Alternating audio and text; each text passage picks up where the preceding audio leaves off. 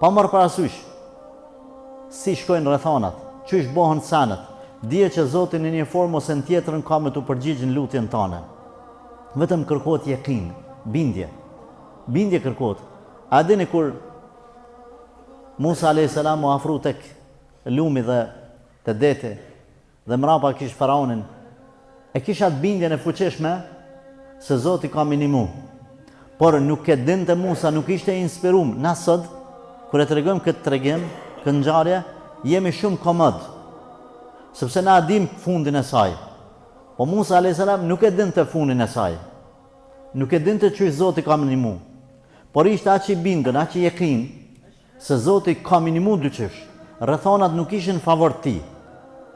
Por na e ti qetë në bindje të Allahut. Qështu kur ta bën ti duan, dush me pas qëtë bindjet Musës dhe të shumë pejgamberëve tjerë, që Allahu ka me të përgjigj lutjes tane.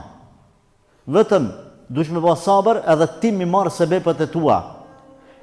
Kur gjë nuk janë fjalët e jashtme, hieshia, se shpesh na pyesin çfarë fjale me përdor, me thur një dua caktuar, nuk janë shumë më rëndësi fjalët e Zotit.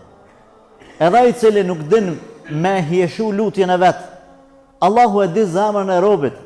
Zoti nuk ka nevojë për mia hieshu fjalët ti kur bën dua. Zoti ka nevojë për yakinin, për bindjen, për ikhlasin, sinqeritetin tënd gjatë duas. Që ti jesh i bindur se Zoti ka me të përgjigj. E nëse nuk përgjigjet në çast, mund me të përgjigj më vonë, ose të përgjigjet në atë formë të cilën ai e sheh më të nevojshme dhe të arsyeshme se sa që e sheh ti.